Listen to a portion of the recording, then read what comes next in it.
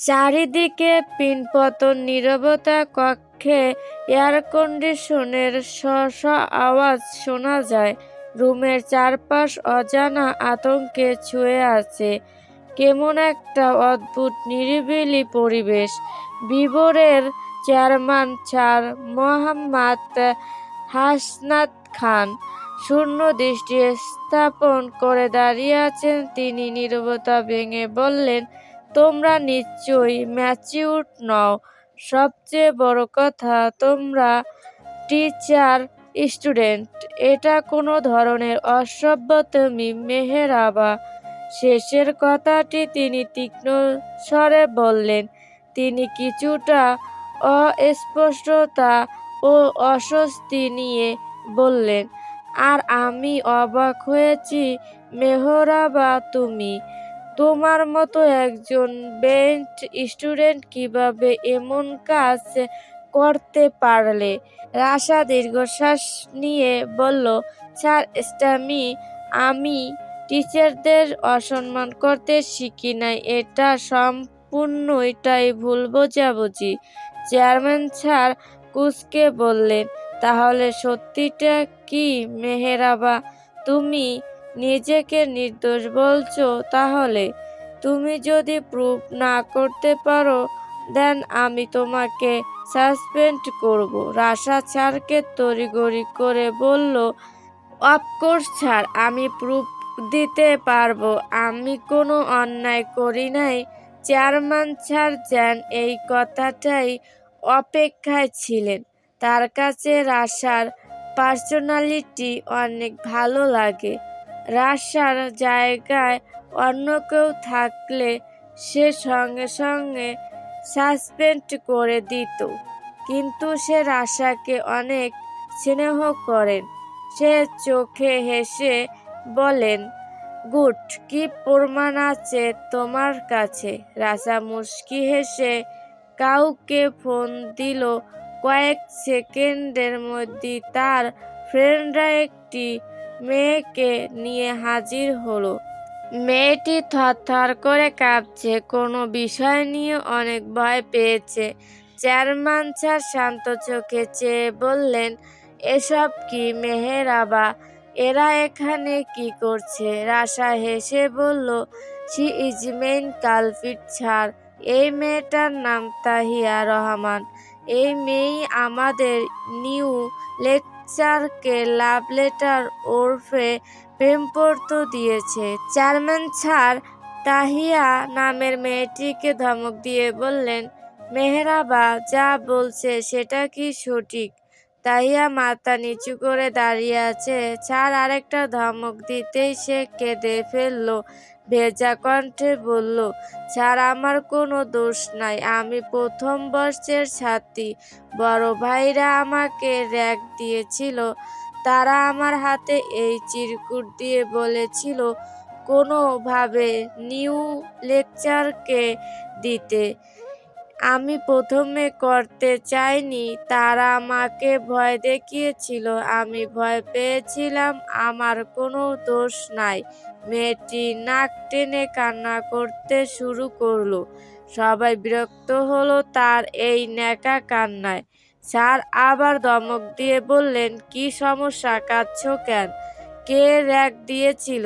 মেয়েটি নাক টেনে বলল, ঋষভস গ্যাং। স্যার প্রচুর রেগে গেলেন। ওই গ্যাং প্রতিনিয়ত সবাইকে ডিস্টার্ব করছে। আজ সীমা অতিক্রম করে ফেলেছে।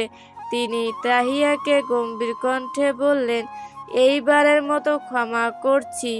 তোমারও কিছুটা দোষ ছিল। তুমি কেন বলোনি আমাকে? এরপর থেকে কিছু হলে আমাকে জানাবে। আর ওই ঋষভ গ্যাংকে আমি দেখে নেব। চেয়ারম্যান স্যার অত্যন্ত বিচক্ষণ একজন মানুষ। তার মধ্যে সব রকমই গুণাবলী আছে। তিনি সবাইকে চলে যেতে বলেন, শুধু রাশা বাদে। সবাই চলে গেল। স্যার পিয়নকে কি যেন বললেন। রাশা বুঝতে পারল না। রাশা তার কাছে গিয়ে বললে, তুমি কি করে জানলে আজ ক্লাসে ঝামেলা হয়েছে? হাসানাত খান রাশার মাথায় হাত দিয়ে বলেন, তুই আমার আমানত, তোর দিকে আমি সব সময় খেয়াল রাখি। রাশা মিছে মিছে অভিনয় দেখিয়ে বলল, তখন তো ঠিকই অবিশ্বাস করলে। চেয়ারম্যান স্যার এবার উচ্চস্বরে হেসে বললেন, তোকে অবিশ্বাস করার কারণ আমি দেখতে চেয়েছিলাম তুই কতটা নিজেকে প্রোটেক্ট করতে পারিস। রাশা আত্মবিশ্বাসী কণ্ঠে বলল, মামা ভুলে যেও না প্লিজ, আমি গত 4 বছর একা লাইফ সেট করছি, তখন কিন্তু কেউ দেখতে যায়নি। হাসনাত খানের মুখ ছোট হয়ে গেল মুহূর্তের মধ্যে। হঠাৎ ডোরে কেউ নক করলো। চেয়ারম্যান স্যার বললেন, কামিং। গুরু গম্ভীর চেহারা নিয়ে রুমে প্রবেশ করলেন এক সুদর্শন পুরুষ। তিনি হলেন লেকচার আরাব প্রধান সিরাজি। রাশা চমকে উঠে আরাবানের দিকে তাকালো। আরাবান কোনো বনিতা ছাড়াই বলল, আমাকে ডেকেছিলেন স্যার? স্যার মাথা উপর নিচ করে হ্যাঁ বোঝালেন। রাশাকে এখানে দেখে কিছুটা অবাক হয় আরাবান স্যার। তিনি প্রশ্নবোধক চোখে চেয়ারম্যান স্যারের দিকে তাকান। রাশার চোখে আত্মবিশ্বাস, কিন্তু বুকের মধ্যে অজানা ভয় কাজ করছে। আরাবানের এই তীক্ষ্ণ দৃষ্টি তার বুকের মধ্যে কম্পন সৃষ্টি করছে। আরাবান স্যারের চাহনি দেখে চেয়ারম্যান স্যার বুঝতে পারেন সে কি বলতে চায়। তিনি স্যারকে বসতে বললেন।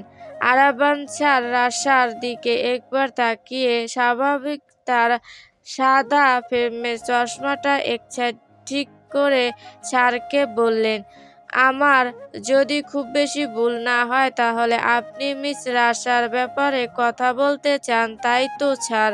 চেয়ারম্যান স্যার হালকা হেসে সম্মতি জানালেন। আরাবান স্যারের কণ্ঠ শান্ত, চোখে বিরক্তি নিয়ে বললেন, তাহলে নিশ্চয়ই এটাও জানেন সে কি করেছে? হাসনাত স্যার এবার সিরিয়াস হয়ে বললেন, আরাবান এখানে মেহেরাবার কোনো দোষ নাই, ওকে ফাঁসানোর জন্য করা হয়েছে। তারপর রাশার সাথে ঘটে যাওয়া সব ঘটনা তিনি খুলে বলেন। এতে আরাবান স্যারের কপালে ভাঁজের সৃষ্টি হলো। তিনি গম্ভীর কণ্ঠে বলেন, মিস রাশাকেই কেন? রাশা এতক্ষণ তাদের কথোপকথন শুনছিল। রাশা ভাবুক কণ্ঠে বলল, আমাকে উল্টোপাল্টা র‍্যাগ দিয়েছিল, তাই মেরেছিলাম। হয়তো ওই প্রকৃতিতে আমাকে ফাঁসাতে চেয়েছে। আরাবান কিছুক্ষণ চুপ থেকে বললেন, স্যার ওই ঋষভ গ্যাংকে ছাড়া যাবে, ও যেই হোক না কেন? স্যার হালকা হেসে বললেন, তুমি কিন্তু মেহেরাবকে চড় মেরেছ। আরাবান স্যার মাথা চুলকে রাশার দিকে তাকিয়ে বললেন, ইটস মাই ফার্স্ট স্যার। রাশা সবার আড়ালে ভেঙিয়ে বলল, ইটস মাই ফল্ট স্যার। দুঃখের বিষয় সে আসতে বলল, শোনা যায়। হাসনাত স্যার জোরে হেসে বললেন, উফ, তা তো হবে না। আরাবান, তুমি আমার মামুনিকে চড় মেরেছ। আমার মামুনি কিন্তু রেগে আছে। রাশা কিক্কা তথ্যবিতুক হয়ে গেল। তার মামা এটা কি বলছে? কি সব নিব মাখা কথা, তাও আবার এই নাক উঁচু বেয়াদব ছেলের সামনে। বেয়াদবি তো। তাকে কি রাশা আজ থেকে চেনে? মামার ওই ন্যাকা ন্যাকা কথা একদম সহ্য হচ্ছে না রাশার। রাশা তেজি কণ্ঠে বলল, মামা আমাকে যেতে হবে। আর এক সেকেন্ডও না দাঁড়িয়ে রাশা কেবিন থেকে বেরিয়ে গেল। হাসনাত স্যার এবার ঠাট্টার ছলে বললেন, তুমিও বলো, তোমার কি শাস্তি দেব? আরাবান স্যার হাসলেন, হাসিতে কিছু একটা ছিল। তিনি বললেন, আপনার মামুনিকে আঘাত করব আমি, আবার ভালোবাসবো আমি। And my have the right to so. Hasnat sir গম্ভীর কণ্ঠে বললেন, এতদিন কোথায় ছিল তোমার ভালোবাসা? আরাবান স্যার ঠান্ডা হাসি দিয়ে বললেন, আমার এখন যাওয়া উচিত। কথাটা বলে তিনি চলে যেতে উদ্যোগ হলেন। তখন হাসনাত স্যার বলেন, পালাচ্ছ? আরবান স্যার পিছনে না তাকিয়ে বললেন না বলেই ঘটঘট করে চলে গেলেন। আর হাসনাত স্যার ফুস করে দীর্ঘশ্বাস ছাড়লেন। তখন চেয়ারম্যান স্যারের কেবিন থেকে বের হয়ে সোজা হাঁটতে থাকে। সে ভুলতে পারেনি আরবানের জ্বর সেই অপমানজনক বাক্য। হঠাৎ পেছন থেকে কেউ ডেকে উঠল। রাশা মনের ভুল ভেবে গুরুত্ব না দিয়ে আবার হাঁটতে শুরু করলো। পিছন আবার কেউ রাশভারী কণ্ঠে ডাকলো, রাশা মেহরাবা সিরাজি। রাশা কয়েক সেকেন্ডের জন্য থমকে গেল। এই নামটা, এই পদবিটা তার কাছে অচেনা লাগছে। কত বছর পর কেউ এভাবে সম্বোধন করলো। রাশা চটজলদি পিছনে ঘুরে বলল, রাশা মেহরাবা, নট সিরাজি। আরাবান ঠোঁট কামড়ে হাসলো, বলল, তাই আমার জানা মতে আপনি সিরাজি। আমি ভুল হলে? রাশা তাচ্ছিল্য হেসে বলল, ভুল জানেন, আমি এতিম, আর এতিমের কোনো পদবি থাকে না। আরাবান শান্ত দৃষ্টি নিক্ষেপ করলো রাশার পানে, বলল, আগের মতোই আছিস, একটুও পরিবর্তন হসনি। I like it. রাশা অবাক হওয়ার ভান করে বলল, স্যার, আপনি আমার সাথে এভাবে কথা বলছেন, আমরা কি পূর্ব পরিচিত? আরাবান স্যার এবার অট্টহাসিতে পড়লেন, যান, তাকে কেউ কোনো জোক বলছে। তিনি কোনো রকম হাসি থামিয়ে গম্ভীর কণ্ঠে বললেন, হ্যাঁ চিনি তো। যখন আপনি জন্মদিনের পোশাক পরে ঘুরে বেড়াতেন তখন থেকে চিনি। স্যারের কথা শুনে রাশার চোয়াল ঝুলে যাওয়ার উপক্রম। রাশা চোখ বড় বড় করে হাঁ করে দাঁড়িয়ে আরাবান স্যারের প্রস্থানের দিকে তাকিয়ে থাকলো। আর বিড়বিড় করে বলল, অসভ্য, বেয়াদব, নাক উঁচু শয়তান কোথাকার।